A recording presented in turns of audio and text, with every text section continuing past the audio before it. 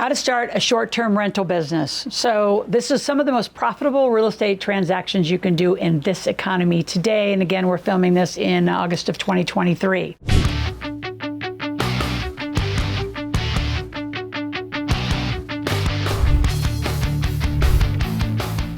So I want to talk about three things specifically as you dig into thinking about your strategy and what you want to do for real estate. Number one, how do you pick the right short-term rental? And we're going to dive deep into those markets and what works, what doesn't work, because there are some states you absolutely would never want to do this in. Number two, how do you maximize your profits through actually using an Airbnb model or even an arbitrage model? And then number three, the pitfalls and challenges of just making this happen, which is with everything in real estate. So before we get started, I want to give you a huge gift. It's the first three chapters of my Real Estate is Leverage. It's my 8-hour program of how I became a millionaire in real estate. It starts breaking down the strategies. For some of you, you may want to start with a quick fix and flip first and do a little bit more, and then you could actually keep it. So fix and then hold and make it a short-term rental. The first thing you have to do, though, to make it successful as you enter a market is go to the city, go to the county, go to the HOAs, go to, like, we live in the Lake Tahoe area, so the TRPA, right, which is their planning, the Regional Planning Commission. Are they even going to allow it? On the Nevada side, much more difficult. On the California side of Lake Tahoe, they allow it. It's so different, and you don't want to end up buying something that you actually can't rent to anyone but a long-term renter. What's the obvious difference? Short term is going to have fast turns. You're going to have weekends. If you go to an Airbnb or a VRBO, you could just market them on those sites. It's sort of all the same. You can charge a lot more. Again, short term is typically a weekend to maybe 7, 10, 14 days. My son actually used a short-term rental model and actually convinced him to do a 3-month model versus a long-term, which is usually 6 to 12 months. You're going to get more rent. The downside, straight up, you got to know, is the amount of TIs you're going to have to do. You're going to have tenant improvements. You're going to have to do the turn. You're going to have to do the clean. Anything that broke has to be replaced. Like, you got to turn faster, which means if you're not going to be the management company, you're going to need one to make those short-term, moves.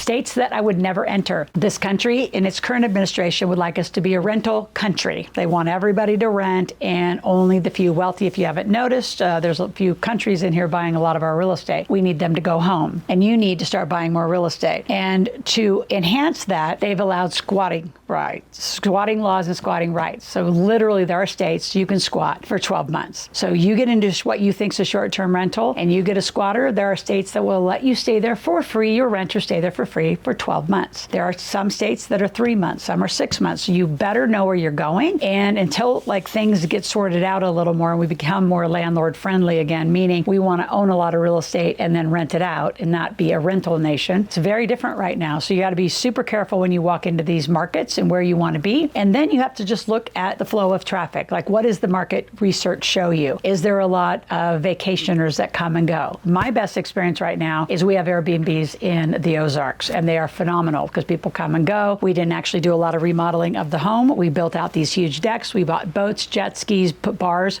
sound systems, because what do people want to do when they go to the redneck Riviera of the Ozarks? They want to be on the water, and they want to be out with the boats. So we actually spent more money putting into the docks and the water area and the experience on the water for 22 people. And yeah, you got 22 beds in the house. They don't care. They're not going to stay there. So again, you got to pay attention to what the market wants. What are they coming to your area for? Do they want some indoor lavish experience? So then you put more of the money inside, or do they want an outdoor experience? And are you going to market it? Are you going to manage it? How are you going to do it? There are specialists who actually arbitrage, which means they'll find somebody who has a short-term rental or an Airbnb, VRBO, and they will find the people who want to rent it. So they're going to play matchmaker in the middle, and they're going to take the spread. They can make anywhere between that. I've coached a lot of people on starting that way. You're going to make anywhere between 8 and 20%, depending on the services you provide to the original owner. And if you actually go in, do all the upgrades, fix anything that's broke, do the turns, meaning between the actual clients that come and go. I know people that are making 20% doing that. So you rent it for $2,000 a night, they're going to get 400 of it just by putting the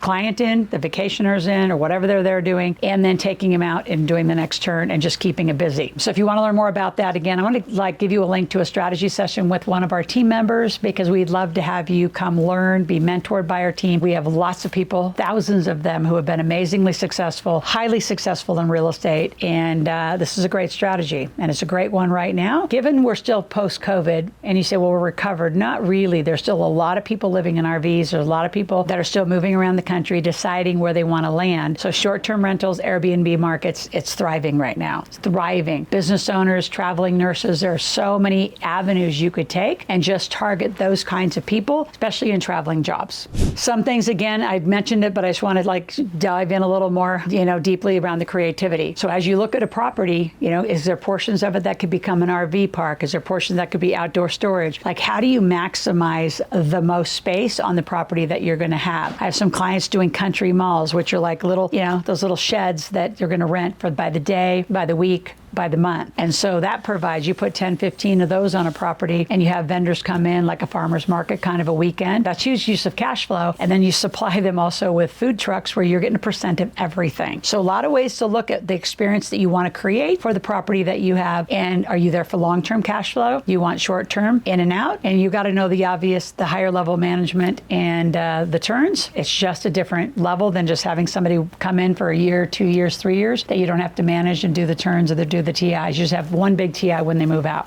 So as you think about maximizing profits, once you get 1 or 2 of these done, I always say you need about 3 to 5 to have a good resume. Once you have 3 to 5 of these projects underway and are successful and you can actually prove your financials, you're going to be so much more attractive to lenders, whether it's hard money lenders, other people's money, investors who want to actually grow with you because you've proven you actually know the model. Because short-term rentals, Airbnbs, VRBOs, everyone knows it's the highest level of cash flow that you can get in the real estate markets right now. So be creative. Think about what your investor wants. Think about building a portfolio with other people and ask them to stay on. If you've done one well, ask them to keep their money for another year and return that hard money and keep it and just keep building a portfolio. That's the goal if I'm you and I want to be a real estate millionaire. Now, before I go to the last point, I want you to subscribe to the channel, click that notification button. I'd like to see you here 5 days a week. I'm here 5 days a week. Bring your family, bring your friends, get your kids involved. And in fact, this is a little off topic, but I want to bring it in because I love bringing in the family conversation, which is go grab my Make Your Kids Millionaires book. You're going to read stories about how Kyle and I both made our kids millionaires. Real estate was a huge part of it. As well, I want you to grab our Gravy Stack link. It is a kids bank that has missions and gigs and get your kids all excited about this. They could be a part of it because you can make up gigs and say, if your kids go in and they're old enough, they can paint inside the buildings. If they can help do some of the rehab, maybe your older kids could actually do some of the rentals. So as a family, you keep it in generational wealth and you build the entire family legacy and values. So last topic. So how do you navigate some of the pitfalls? Well, first of all, you better watch regulations and they change regularly. Be at local commissioners meeting, be at local planning meetings, understand what your city is doing, understand what your county is doing, what your state's allowing. You have to know those. They're going to affect you. There are some states that are phenomenal about landlord support.